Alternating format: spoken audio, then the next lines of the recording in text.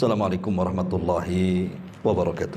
Waalaikumsalam warahmatullahi wabarakatuh. Alhamdulillah wassalatu wassalamu ala Rasulillah wa ala alihi wa sahbihi wa mawalah wa la hawla wa la quwwata illa billahi wa ba'du.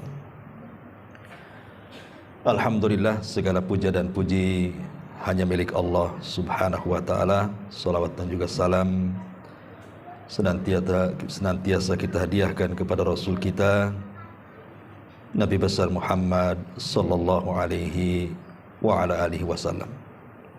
Membahas satu hadis Nabi sallallahu alaihi wasallam yang cukup bagus sekali.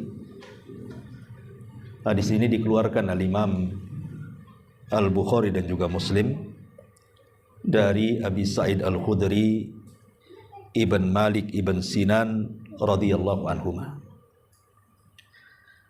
Baik, kita akan baca hadisnya baru kita jabarkan. An Abi Sa'id Sa'd bin Malik Ibn Sinan radhiyallahu anhuma anna nasan minal ansari sa'alu Rasulullah sallallahu alaihi wasallam fa'atahum thumma sa'aluhu fa'atahum hatta nafida ma indahu faqala lahum hina anfaqa kulla syai'in biyadihi ma yakun indi min khairin falan addakhirahu ankum wa man yasta'fif yu'ifhu Allah ta'ala wa man yastagni yughnihillahu ta'ala wa man yatasabbar yusabbirhullahu ta'ala wa ma utiya ahadun ata'an khairan wa awsa' minas sabri. Dari Abu Sa'id Al-Khudri Sa'd bin Malik Ibn Sinan radhiyallahu anhu, ada beberapa orang-orang dari kalangan Ansar datang meminta sedekah kepada Nabi sallallahu alaihi wasallam. Lalu beliau memberikan sesuatu pada mereka, kemudian mereka meminta lagi, beliau memberikannya lagi, sehingga habislah harta Nabi sallallahu alaihi wasallam. Kemudian setelah habis harta Nabi sallallahu alaihi wasallam karena disedekahkan kepada orang-orang yang datang meminta-minta, maka Nabi sallallahu alaihi wasallam mengatakan, apa saja kebaikan, maksudnya harta yang dimiliki Rasul, maka aku tidak pernah menyimpannya sehingga aku berikan kepada kalian semuanya.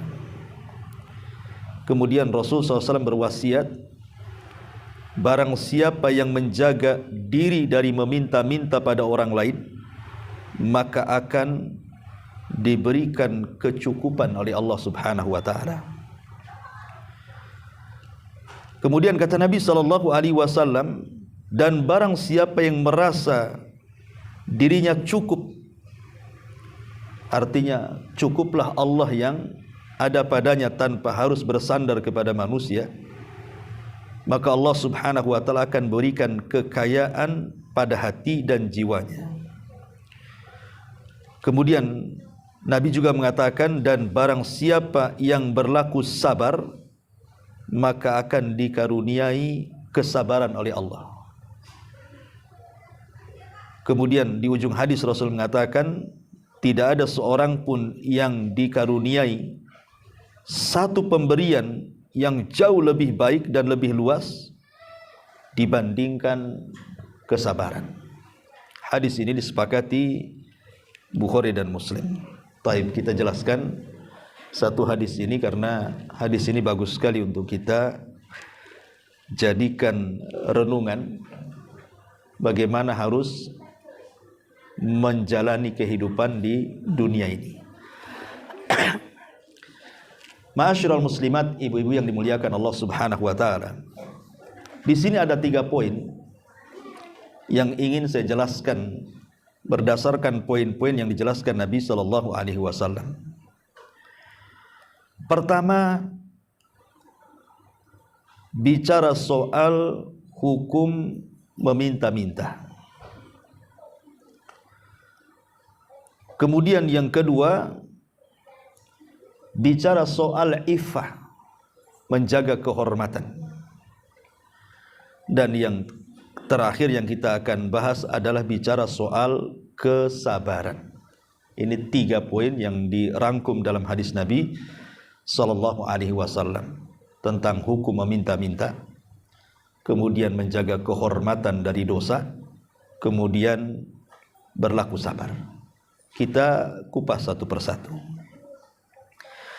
Ma'asyiral muslimat yang dimuliakan Allah Subhanahu wa taala. Pertama, bicara meminta-minta.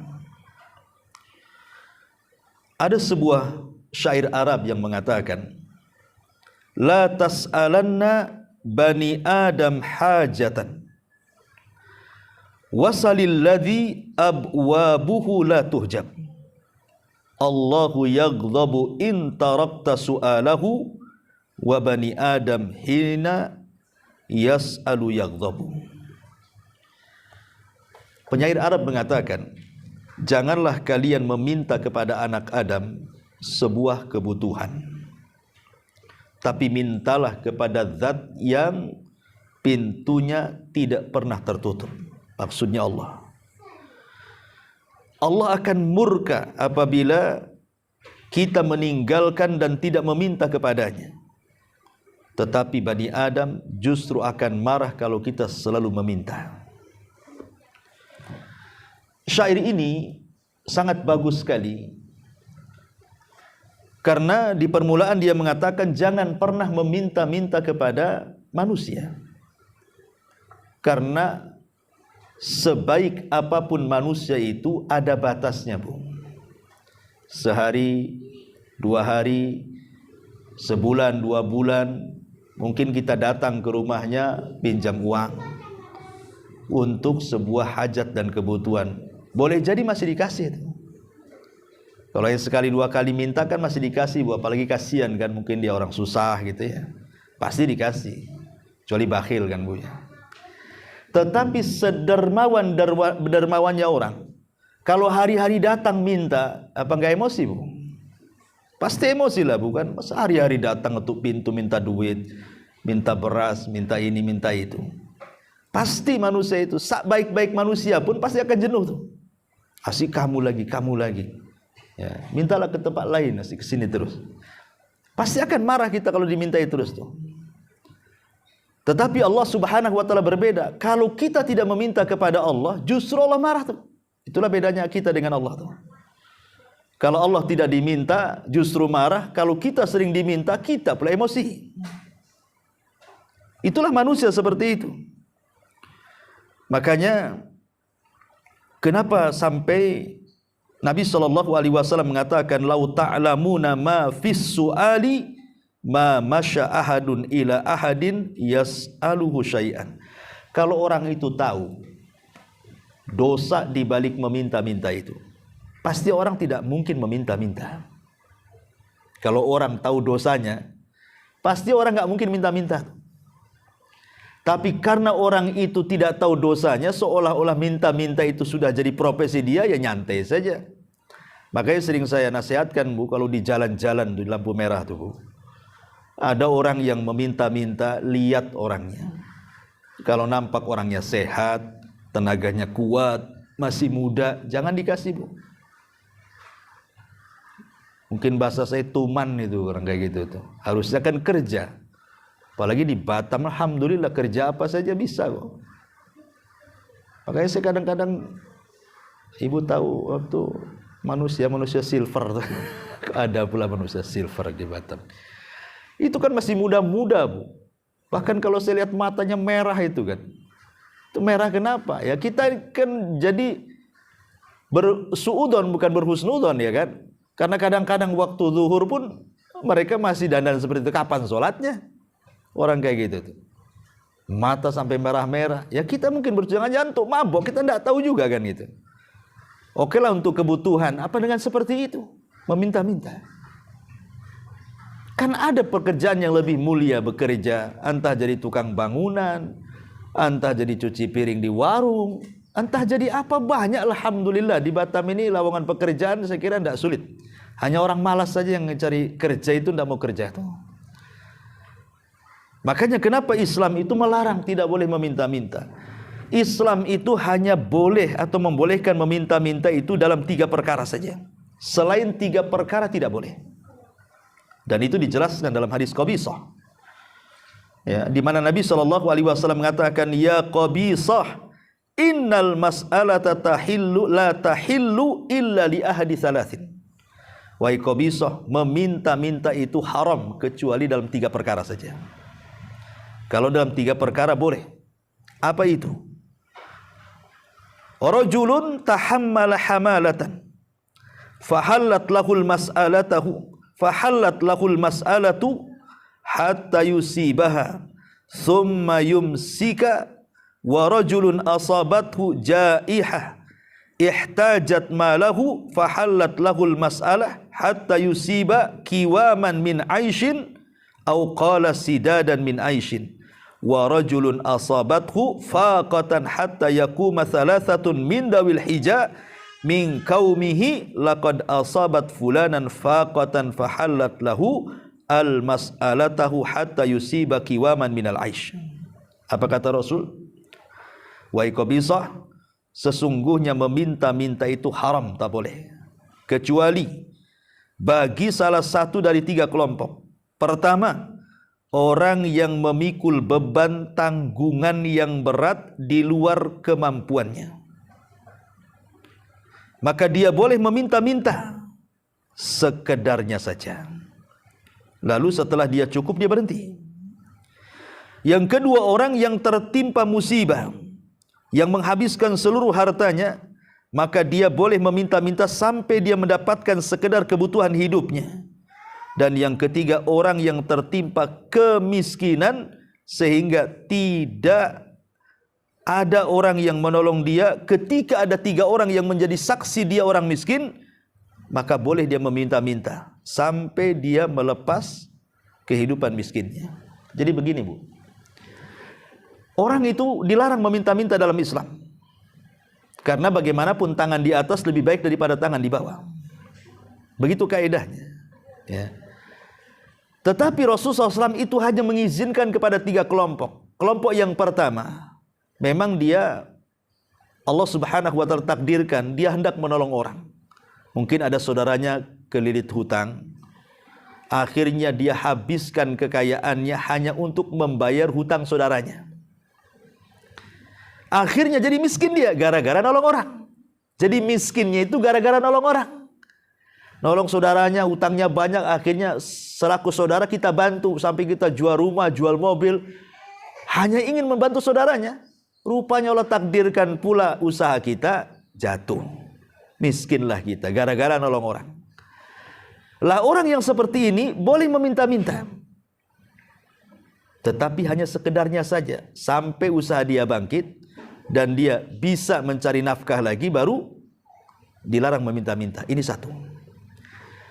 Yang kedua, orang kena musibah, ada tsunami, nerjang rumahnya habis, ada gempa, rubuh rumahnya, tokonya rubuh, akhirnya nggak ada usaha lagi, langsung terjun. Namanya musibah kan nggak tahu tsunami, gempa, kita siapa yang tahu, tahu ada saja, habis harta kita di kena musibah itu, jadi miskin.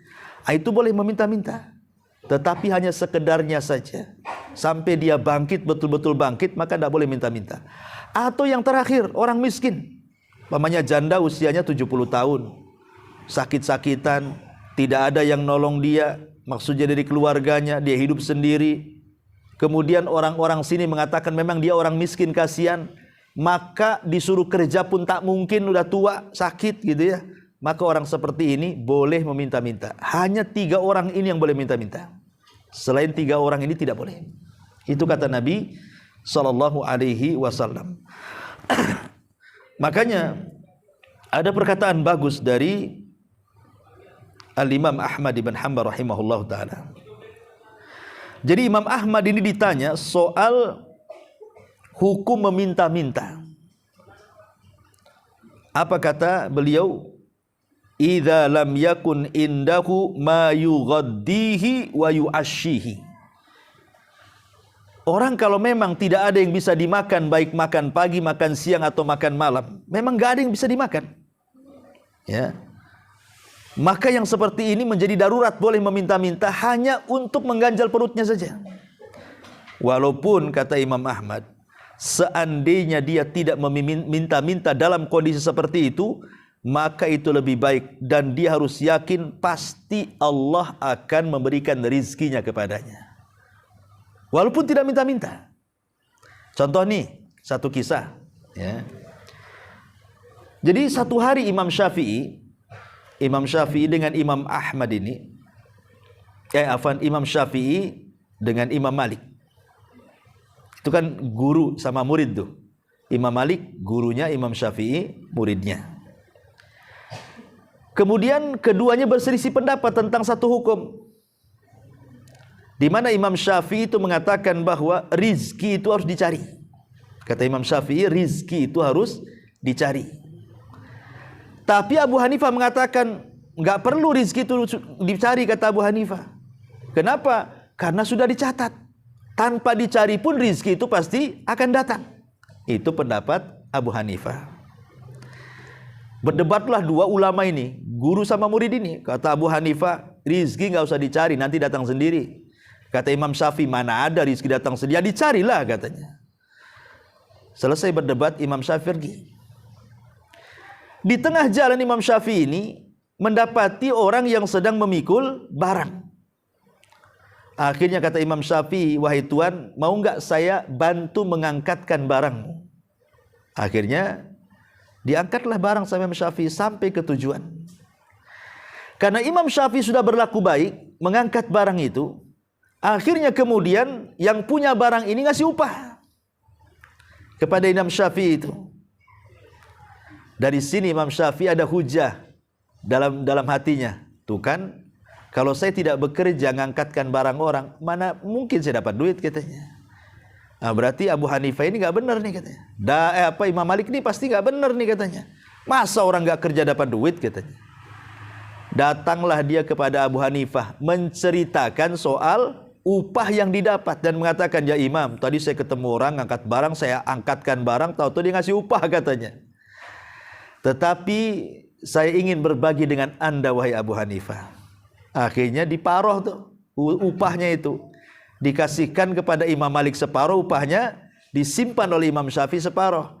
Kata Abu Hanifah, kata Imam Malik, wahai Syafi'i, bukankah sudah kukatakan bahwa tanpa kerja pun orang pasti datang rizkinya?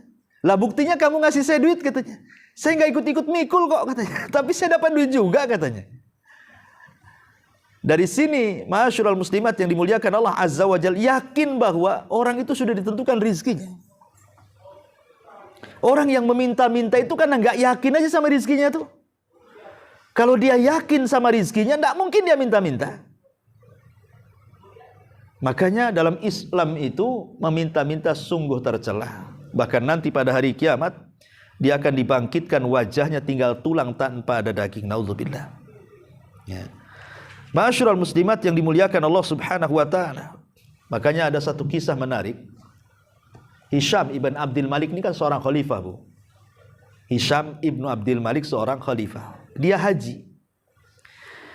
Kemudian di Masjidil Haram berjumpa dengan salah satu putranya Ibnu Umar, namanya Salim. Salim ini maula, pembantunya Ibnu Umar. Salim maula Ibnu Umar. Dan dia ulama besar, ulama qiraah. Salim ini ulama hadis juga. Karena Hisham ibn Abdul Malik ini kan menghormati, Bu, menghormati para ulama. Dia khalifah, dihormati para ulama tuh. Jadi ketika di Masjidil Haram, dia ingin memberikan hadiah uang banyak kepada Salim maula Ibnu Umar ini, karena memang dia ulama, banyak jasanya gitu ya, mengajar orang. Jadi selaku khalifah dia ingin memberikan hadiah berupa uang yang banyak kepada Salim maula Ibnu Umar. Apa yang terjadi? Ditolak, tidak mau. Ya. Padahal yang ngasih itu langsung khalifah. Mungkin kalau di zaman sekarang Pak Jokowi lah presiden yang ngasih duit. Pamannya Pak Jokowi datang ke ibu ngasih duit banyak gitu ya, langsung dikasih 1 triliun pamannya. Tiba-tiba ibu nolak gitu kan. Kira-kira kalau ibu nolak sama yang samping dibilang apa, Bu? Gila tuh ibu tuh katanya. Itu 1 triliun loh. Pasti dibilang gila, Bu. Padahal ibu waras tuh. Ya kan, Bu ya? Orang sekarang kalau nolak duit dibilang gila tuh. Ini Salim dikasih uang banyak sama khalifah, dia tolak dia. Apa kata dia? Jawabannya, wahai khalifah, ya, apakah pantas saya meminta kepada selain Allah sementara saya berada di rumah Allah? Itu jawabannya. Pantaskah saya meminta pemberian dari selain Allah sementara saya berada di rumah Allah, katanya. Karena kan posisinya di Masjidil Haram tuh. Nggak pantas katanya. Saya mendapatkan pemberian dari selain Allah sementara saya berada di rumah yang lebih kaya dibandingkan khalifah, rumah Allah. Karena kekayaan khalifah juga kekayaan Allah gitu ya. Lihat ditolak tuh sama Salim tuh, uang yang banyak dari khalifah itu. Padahal bukan minta loh, Bu, dikasih. Kenapa coba para ulama sampai seperti itu? Dia ingin menjaga izzah namanya, kehormatan. Jangan sampai hatinya itu kemudian terkuasai dengan hawa nafsu, akhirnya mendekati penguasa, menjilat penguasa. Samalah dengan kasusnya seorang ulama salaf namanya Sufyan Ats-Tsauri rahimahullahu ta'ala. Sufyan Ats-Tsauri ini kan dikenal ulama zuhud, ulama yang paling zuhud ya. Tapi satu sisi dia kaya, sehingga orang-orang mengatakan, ya Sufyan, kau ini sedikit-sedikit menasihati kami supaya kami zuhud, katanya. Sementara kau kaya raya. Jadi yang bertanya kesannya kalau zuhud itu harus miskin, itu maksudnya. Kalau bisa orang zuhud itu ya pakaiannya compang-camping gitu ya, makannya nasi kerak kalau bisa itu. Tidak pernah nyentuh gulai, rawon atau yang semacamnya, ya makannya pakai garam saja. Jadi pikiran orang-orang seolah zuhud itu harus seperti itu. Jadi Sufyan Ats-Tsauri ingin meluruskan makna zuhud. Bukan begitu zuhud itu. Orang miskin itu bukan berarti zuhud, kata dia. Orang kaya pun bisa zuhud. Kemudian Sufyan Ats-Tsauri mengatakan, zuhud itu meletakkan kekayaan di tangan dan tidak meletakkan kekayaan di hati. Adapun kenapa saya kaya, kata Sufyan Ats-Tsauri, likaila atamandalu alal muluk, supaya aku tidak menjilat pemerintah, katanya. Ya aku harus kaya lah, ulama harus kaya. Sebab kalau ulama tidak kaya, nanti dia mendekati penguasa, nanti dia menjilat-jilat, meminta-minta harta jabatan dan begitu di penguasa. Saya tidak mau, kata Sufyan Ats-Tsauri. Sebab kalau itu yang terjadi, aku tidak bisa mengatakan yang hak itu hak, yang batil itu batil. Makanya saya harus kaya supaya aku tidak menjilat penguasa, katanya. Itulah zuhud, katanya. Zuhud itu meletakkan kekayaan di tangan, bukan meletakkan kekayaan di hati. Jadi ini yang pertama, hendaklah seorang muslim itu harus menjaga kehormatan diri, tidak meminta-minta kecuali kepada Allah Subhanahu wa taala. Berusaha, pasti Allah Subhanahu wa taala kasih. Ya. Dan harus yakin dengan rizki Allah Subhanahu wa taala. Dengan firman Allah Azza wa Jalla, wa ma min dabbatin fil ar illa 'alallah rizquha. Kata Nabi, kata Allah Subhanahu wa taala, tidak ada satupun binatang yang melata kecuali sudah ditulis rizkinya. Harus yakin dengan firman Allah Azza wa Jalla dan harus melihat pelajaran dari makhluk lain selain manusia. Sering saya contohkan, Bu. Di rumah kita saja kan hari-hari sebenarnya ada pelajaran. Ya kan? Tengoklah cicak-cicak di dinding itu, Bu. Ya, yang diam-diam merayap tuh kan. Hap-hap itu kan gitu, Bu ya, lagunya tuh. Lah, cicak itu, Bu, dia makanannya cuma satu, Bu. Dia tidak suka urap, dia juga tidak suka rawon, tidak suka rujak, tidak. Apalagi es dogar, mana mau ya. Cicak itu cuma satu makanannya. Apa, Bu? Nyamuk. Kecoa kegedean, gak mau. Nyamuk dia. Ya. Dan kita tahu bahwa nyamuk hari ini hampir langka, Bu. Kalau zaman dulu yalah nyamuk banyak karena depan rumah parit. Kadang nggak ditutup, sampah di mana-mana kan itu ya. Nyamuk itu kalau zaman dulu banyak, Bu, nyamuk tuh. Tapi alhamdulillah sekarang ini perumahan-perumahan bersih, Ya, saya aja di Jabal Uhud, Bu, hampir nggak ada nyamuk tuh. Kalau ada nyamuk, ada yang gede, nyamuk kebun tapi kan. Kalau di kota kan kecil, nyamuk kota. Ya. Dan nyamuk itu hampir tidak ada. Ada tapi sudah punah. Kenapa punah, Bu? Ya karena tadi sarang-sarang nyamuk itu sudah dimatikan sama orang. Ya, datang semprotan, datang obat, kan? Orang sudah disadarkan sekarang ini kebersihan, makanya sarang-sarang nyamuk itu sudah berkurang. Belum lagi pembunuh-pembunuh nyamuk itu berserakan, Bu. Mulai dari baygon, bat nyamuk, raket nyamuk. Oh, sekarang ada raket lagi, bukan? Artinya bahwa rizki nyamuk ini kan makin kesini makin seret kan, Bu ya. Mungkin sudah krisis moneter itu nyamuk tuh. Cecak itu sudah susah kalau menurut kita ini, bagaimana dia bisa bertahan hidup tuh. Tapi buktinya ya banyak saja cecak itu. Siapa yang ngasih makan cecak tuh, Bu? Yang ngasih makan cicak itu ya Allah, bukan kita yang masih ngasih makan cicak kan itu. Yang lebih hebat dibandingkan itu, Bu, bukan hanya cicak bisa makan dengan kondisi nyamuk sudah disemprot baygon, bat nyamuk sudah nggak laku lah sekarang kan. Kena raket, kena, bahkan sekarang ada satu semprot. Kalau baygon kan masih harus nyemprot banyak, Bu. Ada obat tuh satu semprot aja satu ruangan tuh, mati semua tuh. Ya. Tetapi kok cecak bisa hidup? Siapa yang ngasih hidup? Allah. Dan yang lebih menakjubkan lagi bukan di situ, Bu. Menurut penelitian ahli cicak, ya, saya bukan ahli cicak, tapi adalah ahlinya, saya terbaca di Google itu. Cicak ini, Bu, bisa dicek nanti ya di Google ya. www.cicak, ini keluar tuh nanti. Jadi cicak itu paling sedikit, Bu, kalau bertelur itu 8 butir. Ibu perhatikanlah cicak tuh, itu paling sedikit telurnya 8 butir. Nggak ada cicak itu kalau bertelur di bawah 8 butir itu. Itu paling sedikit 8 butir. Ke atas. Ya bisa 10. Ya, pokoknya paling sedikit 8 butir telurnya itu. Padahal kalau secara logika makanan cicak itu kan sudah kurang tuh. Sementara dia harus punya anak 8 tuh. Kalau seandainya 8 butir itu netas semua, berarti kan satu cicak itu punya anak 8. Dengan kondisi ekonomi seret. Coba bayangkan. Susah ada cari nyamuk tuh. Tapi bisa dia ngasih makan 8 anaknya tuh. Siapa yang ngasih makan? Allah. Ini kan hebatnya cicak tuh. Masa kita kalah tawakalnya dengan cicak? Sehingga kita takut anaknya banyak-banyak, akhirnya cukup 2 saja katanya kan. 2 ini, Bu, masalah. Kalau sempat mati 1, tinggal 1. Sempat mati 2-duanya, habis anaknya. Jadi kalau manusia kemudian berpikir takut tidak ngasih makan anak-anaknya, berarti keimanan kita kalah dengan keimanan cicak tuh. Makanya Nabi SAW kalau bicara soal tawakal selalu mencontohkan dengan binatang. Apa kata Nabi SAW?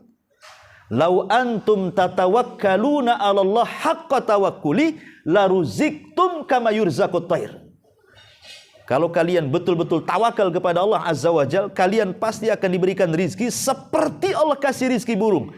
Burung ini nggak sekolah, tapi dia kalau keluar dari sangkarnya meninggalkan anaknya, pagi hari, sore dah pulang bawa makanan tuh, Bu. Pertanyaannya, kemana ngarahnya burung tuh? Kalau kita kan jelas, Bu, ngarahnya ke kantor, ke pasar, ke tempat kerja, jelas tuh ngarahnya. Burung ini nggak jelas ngarahnya, mutar-mutar aja dia.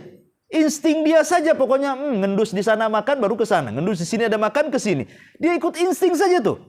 Tapi kok bisa dia pulang bawa makanan dan bisa ngasih makan anak-anaknya dan bisa membesarkan lagi anak-anaknya. Kalau sekarang ini manusia itulah diberikan akal oleh Allah luar biasa. Burung nggak ada akal, manusia ada akal. Burung nggak bisa ngakal-ngakali kita, Bu. Kalau kita bisa ngakal-ngakali burung. Tapi kita loh, manusia berakal, kok akalnya itu kok masih kalah dengan insting burung, itu maksudnya. Sehingga akhirnya tidak terpikir untuk bekerja, terpikir untuk banting tulang, malah minta-minta pula. Alasannya apa? Aduh, daripada, kan kaedahnya di masyarakat kan, daripada maling Ustadz, ya, daripada maling, daripada nyopet, bagus saya minta-minta. Dia tidak paham minta-minta juga dosa tuh sebenarnya. Dia kira minta-minta itu tak dosa. Jadi dia kiasnya daripada maling, bagus saya minta-minta. Padahal minta-minta itu berdosa. Kecuali kepada 3 orang yang saya sebutkan tadi. Kalau yang 3 orang ini memang dibolehkan dalam kondisi darurat kan, saya sudah sebutkan. Tapi selain dari 3 orang ini, maka meminta-minta itu berdosa. Dan merendahkan harkat martabat manusia. Dan terkadang juga menyinggung orang, Bu. Menyinggung orang. Kadang-kadang menakut-nakuti orang dengan penampilan dia. Iya, Bu, kadang-kadang minta-minta, kadang-kadang minta-mintanya dengan lagu ngamen gitu kan. Aduh, kadang-kadang orang ngamen penampilannya kalau nggak ngasih takut dipukul gitu kan. Kalau nggak ngasih ya memang nggak mau ngasih. Akhirnya kan ngasih terpaksa, Bu. Apalagi kemudian yang ngamen ini lagunya ngancam. Ya, oh makin lagi dikasih kan. Nah, ini kan repot kalau kayak gini, Bu. Jadi intinya yang pertama, kata Nabi SAW di sini, jangan suka meminta-minta. Barang siapa yang menjaga diri untuk tidak meminta-minta, maka pasti Allah akan berikan kekayaan kepadanya. Pasti itu. Dan itu sudah banyak di masyarakat gitu yang seperti itu. Jadi orang yang minta-minta itu selamanya dia tidak akan kaya. Dia akan terus minta-minta dan akan tetap miskin. Ini yang pertama. Kemudian yang kedua, di sini bicara tentang menjaga kehormatan. Menjaga kehormatan. Apa artinya menjaga kehormatan itu? Atau bahasa Arabnya iffah. Ya. Menjaga kehormatan di sini artinya seseorang menjauhkan dari hal-hal yang diharamkan Allah. Menjauhkan dari hal-hal yang diharamkan Allah Azza wa Jal, seperti melakukan perzinahan, naudzubillah, atau homoseksual, atau disingkat dengan LGBT, ya. Pokoknya hal-hal yang menjurus kepada menghinakan kehormatan kita. Maka siapa yang bisa menjaga kehormatannya, Allah akan jaga kehormatannya. Makanya wasilah-wasilah ataupun perkara-perkara agar kita bisa menjaga kehormatan kita dari perkara-perkara maksiat, Bu. Khususnya maksiat yang tadi saya sebutkan atau yang lainnya. Pertama, cobalah latih supaya kita bisa bertakwa baik dalam kondisi tidak ada manusia ataupun dalam kondisi ada manusia. Ini harus dilakukan, Bu. Karena di zaman sekarang, maaf Bu ya kan, dengan adanya handphone, hampir semua orang pegang handphone. Nenek-nenek aja pegang handphone sekarang, Bu. Pakai iPad lagi, ya. Pengemis di jalan saja bawa handphone sekarang, Bu. Ya, mungkin kedepannya mungkin kalau ngemis tuh nggak minta lagi, Bu. Paling ngasih rekening tuh. Itu mungkin ya kan, makin maju kan itu. Sekarang sudah ada SMS bankingnya semua, apalagi yang susah. Jadi dengan adanya handphone ini, apa yang dikhawatirkan Rasul 14 abad yang silam? Apa kata Rasul? Nanti pada hari kiamat akan didatangkan kepada Allah Subhanahu wa taala orang yang memiliki pahala sebesar gunung Tihama. Kemudian Allah hancurkan pahalanya gara-gara maksiat yang tidak terang-terangan. Sekarang maksiat, kalau dulu mau maksiat tidak terang-terangan tuh bukan sulit, Bu. Kalau dulu mau maksiat tidak terang-terangan tuh sulit. Kalau sekarang tidak sulit karena sudah ada handphone. Ibu sendirian di dalam kamar pegang handphone, entah apa yang ditengok di situ. Entah sinetron, entah film, entah berita, entah berita-berita hoax nggak jelas, apalagi tahun politik ini kan. Kita bisa bermaksiat, belum lagi melihat gambar-gambar aurat, film-film yang tidak senonoh ditonton dan begitu seterusnya. Bahkan sekarang ini kalau kita berkumpul di trotoar nih, Bu, umpamanya ibu berlima tuh, Masing-masing punya handphone, duduknya berjejer. Dari yang satu, yang kedua, yang ketiga, sampai yang kelima itu masing-masing punya handphone, Bu. Kok bisa? Dulu mungkin kalau ada orang tertawa sendiri dianggap gila kan, Bu? Sekarang loh, banyak orang yang tertawa sendiri di depan handphone, tak ada orang bilang gila. Nggak ada kan ibu mamanya nengok apa gitu, TikTok atau apa, tahu-tahu tertawa di pinggir jalan. Ada orang bilang gila, Bu? Nggak ada. Kalau dulu ya, ini ibu ini kalau dulu dibilang ada geje, ya, kok tertawa sendirian. Kalau sekarang enggak. Sekarang ini hilang urat malunya, Bu. Perempuan-perempuan tuh hilang urat malunya. Kenapa? Dia bisa tertawa loh di pinggir jalan nengok handphone. Pada suara perempuan kan aurat tuh. Bisa dia tertawa, na'udzubillah. Yang lebih parahnya lagi urat malunya hilang tuh dia main TikTok pula di jalan tuh. Main Instagram, tolong dipegangi, entah orang nggak kenal, kemudian dia berfase, selfie macam-macam, na'udzubillah, coba kan. Kan hilang rasa malunya tuh.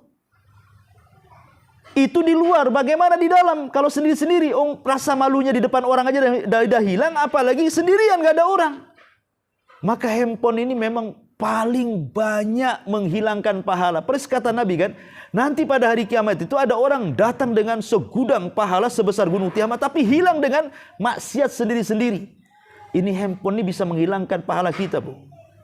Makanya saya nasihati, Bu, kalau punya anak, ya SMP, SMA, minta handphone jangan dikasih, Bu. Ya, itu bahaya gitu ya. Kenapa? Karena orang tuanya saja kalau udah main handphone lupa. Apalagi anaknya. Ibu aja kalau main handphone itu sampai gosong kalau masak tuh. Ya kan? Kadang-kadang begitu. Jangan itu, suami di sampingnya aja kayak nggak punya suami. Ada tuh istri tuh mau tidur, bangun tidur yang dilihat handphonenya, suaminya nggak dilihat. Tahu tuh udah ngorok di sampingnya. Lah ini kan gimana ceritanya? Ini kan maksiat juga, Bu. Harusnya kan orang kalau sudah masuk kamar itu ya handphone ditaruh lah, nggak usah ikut-ikut masuk. Itu sudah lain lagi ceritanya. Ini masuk kemana-mana. Bahkan kalau seandainya nih handphone ini jatuh ke sela-sela ranjang, Bu, kemudian ibu bangun, itu yang dicari bukan suami dulu, Bu. Ya, handphonenya dulu. Ya. Ini kan masalah yang seperti ini. Itulah makanya handphone ini sekarang ini alat yang bisa menghapuskan dosa sebesar gunung Tiamat. Makanya nasihat para ulama begini, Bu. Balaslah sebuah dosa itu dengan kebaikan. Kalau kita dalam satu hari itu kita bermaksiat sendiri-sendiri, orang tidak tahu kecuali Allah dengan ibu saja. Duduk di kamar sendiri atau suami lagi nggak ada, duduk di kursi, nonton apa yang ditonton, entah ya namanya iklan-iklan di YouTube, iklan-iklan di Facebook. Kadang-kadang kan aurat-aurat nampak di situ, baik aurat laki-laki atau perempuan. Kita memandang aurat kan nggak boleh, Bu, walaupun lihat di handphone gitu ya. Belum lagi baca berita-berita hoax, belum lagi baca-baca yang na'udzubillah lah, di situ terkandung dosa. Kan ibu sedang bermaksiat yang tidak tahu kecuali ibu dengan Allah kan namanya, dengan handphone itu. Maka kalau kita dalam 2 jam main handphone dan tidak ada yang tahu kecuali Allah isinya maksiat, maka dalam satu hari itu gunakan juga 2 jam untuk ibadah yang tidak ada yang tahu kecuali ibu dengan Allah saja. Harus balance lah. Ya. Bagaimana caranya, Ustaz? Ya zikir lah. Kalau orang tidak tahu kan bisa zikir, astagfirullah, astagfirullah. Jangan dikeraskan ya, orang tahu lah jadinya.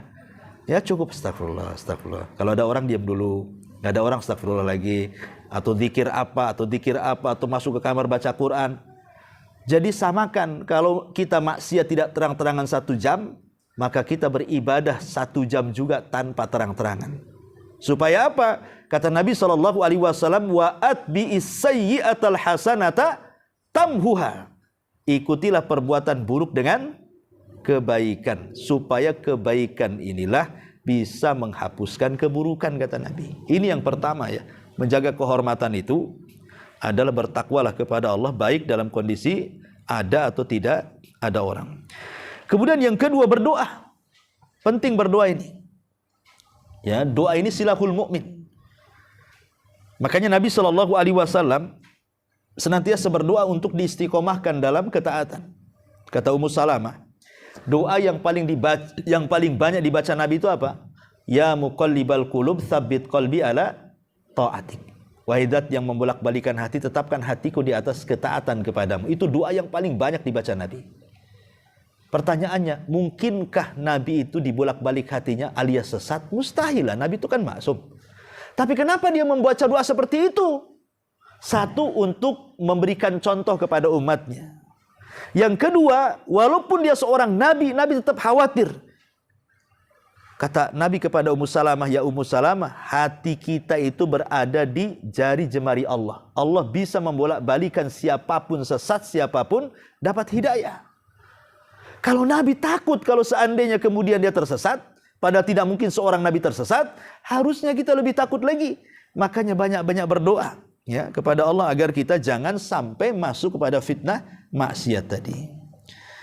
Kemudian kalau takut melakukan zina, ya, takut melakukan hal-hal yang sifatnya mencoreng kehormatan, kalau belum menikah, ya menikahlah, itu caranya.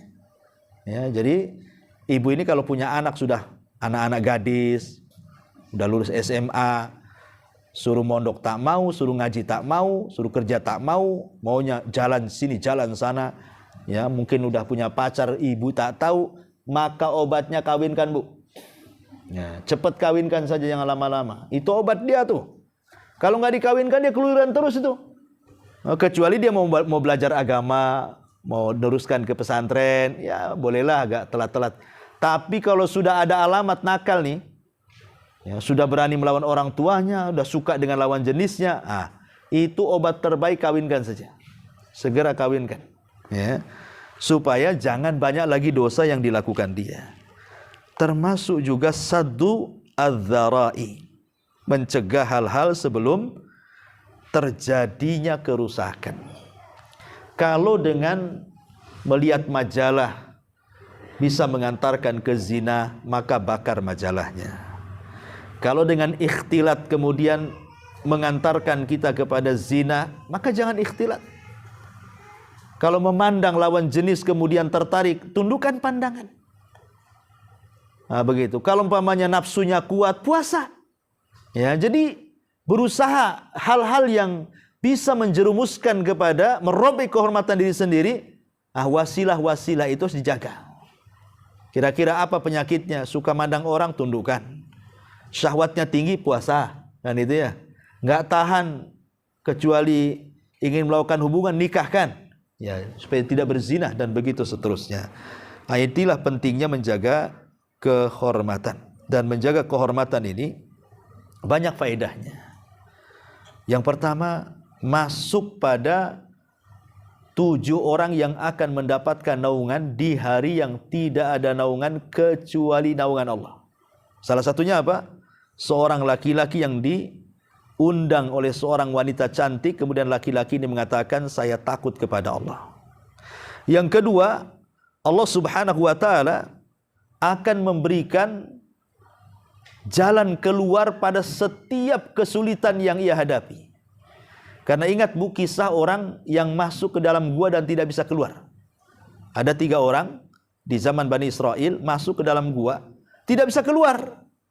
Karena pintu guanya, batunya itu roboh. Dan di zaman itu belum ada bulldozer, belum ada belko, belum ada apa, belum ada alat berat, Bu. Jadi dorong-dorong pakai tangan percuma lah. Akhirnya salah seorang di antara mereka, wah, ini kalau kita tidak bertawasul kepada Allah dengan amal soleh kita, boleh jadi kita akan mati di gua ini. Lah, salah satu yang bertawasul dari 3 orang itu adalah bertawasul dengan kehormatan. Dulu dia naksir seorang wanita, tapi wanita itu tak mau sama dia. Namanya bertepuk sebelah mata tuh. Sebelah tangan. Kok mata pula, ya. Jadi akhirnya kemudian pas ada waktu ini, wanita ini datang sendiri sama dia. Kebetulan orang tuanya terlilit hutang, banyak lagi. Akhirnya wanita ini meminjam uang untuk melunasi hutangnya. Ini kesempatan. Karena dia suka dari dulu, dia mengatakan, saya siap membantu hutang orang tuamu, tapi berzinahlah 1 kali denganku, katanya. Karena dari dulu suka masalahnya. Akhirnya deal-dealan, deal or no deal, deal. Akhirnya ketika uang sudah disiapin, keduanya sudah siap melakukan perzinahan, sudah membuka aurat keduanya, tiba-tiba wanita ini mengatakan, bertakwalah wahai fulan kepada Allah. Langsung terkejut anak muda ini dan mengatakan, ittaqillah, katanya, aku bertakwa kepada Allah. Langsung dia tidak mau berzina, dikasihkan percuma uangnya dan mengatakan, pergi kau dariku. Anak muda ini mengatakan, ya Allah, ketika dalam gua, kalau menjaga kehormatanku dengan wanita itu bagian daripada ibadah dan berpahala, tolong pintu gua itu dibuka. Akhirnya terbuka pintu gua itu. Jadi menjaga kehormatan itu bisa menghilangkan kesulitan di dunia. Bahkan juga sebab keselamatan di akhirat. Sudah jelas ini. Ya, ini yang kedua. Kemudian yang terakhir, ini yang juga tak kalah penting. Kata Nabi SAW, barang siapa yang melatih sabar, maka Allah akan buat dia sabar. Ya, man tasabbara, barang siapa yang melatih kesabaran, maka dia akan diberikan kesabaran. Dari sini kita tahu bahwa sabar itu harus dilatih. Kalau tidak dilatih, tidak bisa. Sabar itu ada latihannya, Bu. Dan itu tentu dengan banyaknya musibah, dengan banyaknya ujian, dengan banyaknya masalah. Karena sudah terbiasa menghadapi masalah, lama-lama jadi sabar, Bu. Ya, makanya dibiasakan sabar. Sabar. Nanti lama-lama juga bisa sabar. Dan yang lebih hebat dari sabar ini, Bu, ujung daripada hadis Nabi SAW tadi. Di mana Nabi SAW sampai mengatakan di ujung hadis tentang masalah sabar ini, barang siapa, kata Nabi SAW, barang siapa yang dia bersabar, maka Allah Subhanahu wa taala akan berikan kepadanya kebaikan yang sangat-sangat luas sekali. Bahkan melebihi musibah yang menimpanya. Apa kata Nabi? Wa ma u'tiya ahadun ata'an khairan wa awsa minas sabri. Apa kata Rasul? Tidaklah seorang yang dikaruniai sebuah pemberian yang lebih baik serta lebih luas kegunaannya dibandingkan karunia sabar. Maksudnya gini, Bu. Kalau ibu ini terkena musibah, kemudian ibu bisa sabar, maka sabar itu lebih baik dibandingkan musibahnya. Ibu terkena ujian, diuji oleh Allah Subhanahu wa taala. Diuji dengan suaminya, diuji dengan anaknya, diuji dengan tetangganya, diuji dengan kesehatannya. Kemudian ibu terus melatih sabar, akhirnya ibu bisa sabar, maka sabar itu lebih baik dibandingkan ujian yang ibu hadapi. Ibu kekurangan ekonomi, ya, susah, suami seret, mau kena PHK. Akhirnya yang biasa makan 4 kali sehari jadi 2 kali sehari. Itu pun nasi jagung, ya, pakai ikan asin sama teri. Kemudian ibu sabar dengan kondisi seperti itu. Sabarnya itu lebih baik dibandingkan musibahnya. Makanya sabar ini pintu luas sekali gitu ya. Kalau orang bisa bersabar, maka sabarnya lebih baik dibandingkan semua yang ia hadapi. Kenapa? Karena kalau dia bisa bersabar, musibah sebesar apapun tidak ada masalah bagi dia.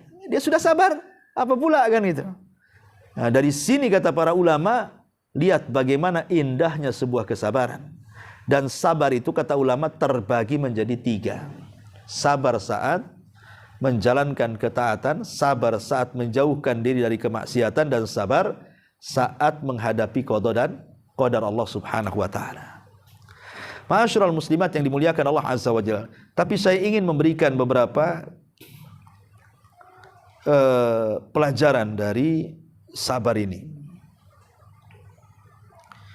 Yang pertama yang harus ibu pahami tentang masalah sabar ini. Yang pertama, bahwa di dalam sabar ini, kalau orang bisa sabar, dikatakan oleh Al-Hasan Al-Basri, dia mengatakan apa? As-sabru kanzun min kunuzil jannah. Sabar itu satu perhiasan mahal dari perhiasan-perhiasan sorga.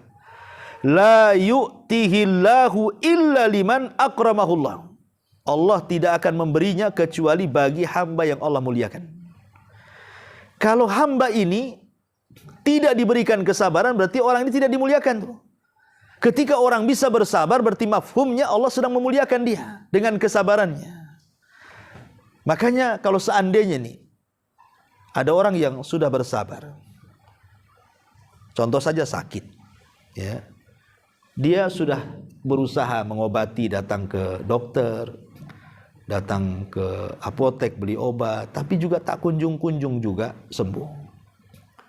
Bukan berarti tak kunjung-kunjung sembuh dengan setelah dia usaha dan berupaya dan berdoa, maknanya berarti Allah sedang mengutuk dia.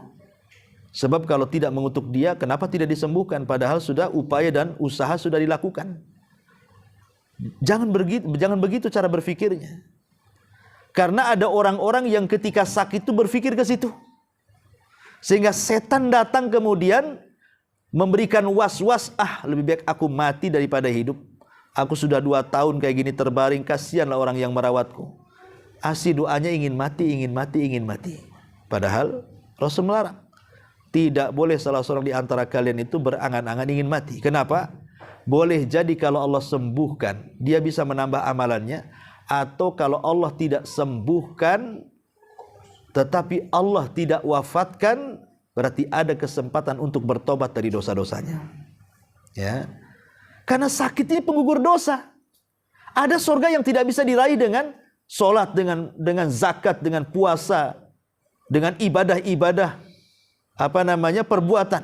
Ada ibadah itu, ibadah perbuatan itu tidak bisa kita meraih surga. Hanya bisa diraih dengan kesabaran. Dan tidak mungkin orang bersabar kecuali ditimpa dengan berbagai macam masalah. Baru dia bisa sabar. Ya. Makanya ada beberapa wasilah bagaimana supaya kita sabar. Ini tipnya, saya kasih tip. Yang pertama, cobalah merenung ayat-ayat Al-Quran, di mana Allah mengatakan wala nabluwannakum bisyai'in minal khaufi wal ju'i wa naqsi minal amwali wal anfusi wath thamarat wa basyiris sabirin alladzina idza asabathum musibatun qalu inna lillahi wa inna ilaihi raji'un. Renungkan ayat ini, bahwa kami akan menguji kalian dengan sedikit dari takut, sedikit dari lapar, sedikit dari kekurangan harta dan jiwa, serta buah-buahan. Kemudian Allah mengatakan apa? Berbahagialah orang-orang yang sabar. Ya, berarti orang yang kena musibah itu berbahagia. Kenapa? Karena mereka dapat 3 keutamaan dalam ayat ini. Apa itu? Alladzina idza asabathum musibatun qalu inna lillahi wa inna ilaihi rajiun ulaika alaihim. Ini kemuliaannya. Mereka akan mendapatkan doa, salawat dari Rabb mereka. Wa rahmah, dan juga rahmat kasih sayang Allah. Wa ulaika humul muhtadun, dan mereka akan dapat hidayah. Lihat, orang sabar akan diberikan 3 perkara. Pertama, pujian dari Allah. Yang kedua, rahmat dari Allah. Yang ketiga, hidayah dari Allah. Ini yang kita cari 3-tiganya. Ya. Kemudian yang kedua, mintalah kepada Allah pada setiap musibah yang menimpa kita. Ingat, karena yang menimpakan musibah Allah, yang mengangkatnya juga Allah. Kemudian yang ketiga, ingat an ya'lama anna ma asabahu muqaddarun minallah, bahwa apapun musibah yang menimpa kita itu semua takdir Allah. Bukan dibuat-buat. Itu takdir Allah Azza wa Jalla semuanya. Kemudian yang keempat, mengingat tentang musibah-musibah yang pernah dialami orang sebelum kita. Paling mudah lihat di sekeliling kita, Bu. Tidak usahlah kita melihat sejarah bagaimana sabarnya Nabi Ayub, bagaimana sabarnya Nabi Yusuf, bagaimana sabarnya para sahabat, bagaimana sabarnya Nabi SAW. Ya, tidak perlulah kita lihat di sekeliling kita saja, Bu. Di sekeliling kita itu Ya, mungkin ibu punya kawan, kemudian ditimpa sakit, kok sabar kali, apakah saya bisa seperti dia? Mudah-mudahan saya seperti dia. Mungkin adalah kawan-kawan ibu yang sakit itu mereka sabar. Contoh dia. Ya sebelumnya kita juga mencontoh kesabaran Nabi, mencontoh kesabaran sahabat, tentu kan. Tapi madrasah yang paling dekat kan di sekeliling kita, Bu. Coba di sekeliling kita itu, ada orang yang kena sakit, stroke, akhirnya marah-marah. Janganlah kita kayak dia. Yang satunya lagi kalau kena musibah itu, kayak gak terima tuh. Ngomong ke sana kemari, janganlah seperti dia. Jadi pelajaran di sekitar kita tuh. Bahwa bukan kita aja yang kena masalah, orang pun kena masalah juga kok kan itu. Sebab kalau kita berpikir kita aja yang kena masalah, ini kita tidak bisa mengambil pelajaran namanya dari orang luar. Kemudian juga yang nomor 5, an yatajannab al-jaza'. Jauhi keluh kesah. Karena nggak ada manfaatnya keluh kesah itu. Apa manfaat keluh kesah itu? Karena gini Bu, ini jeleknya di masyarakat nih Bu. Yang nggak tahu, mungkin mudah-mudahan nggak ada lah yang ikut ngaji di sini. Jadi ada orang itu kalau ketemu Bu, ceritanya susah aja tuh. Gimana kondisi susah. Besok ketemu lagi, macam mana sekarang? Tak tahu, masih susah. Nanti ketemu minggu depan lagi tuh, gimana sudah baik kan? Susah aja kalau ketemu Bu. Ada orang kayak gitu kan Bu, ceritanya itu kalau duduk sama dia tuh ngeluh saja kayaknya. Kok seperti itu ada orang itu ya? Padahal kita tahu bahwa jangan sampai kita ini mengeluh. Kalau bisa pasrahkan diri kepada Allah. Kemudian yang nomor 6, yakini bahwa nikmat dunia ini, senikmat-nikmatnya dunia itu Bu, pasti hilang. Pasti ada waktunya.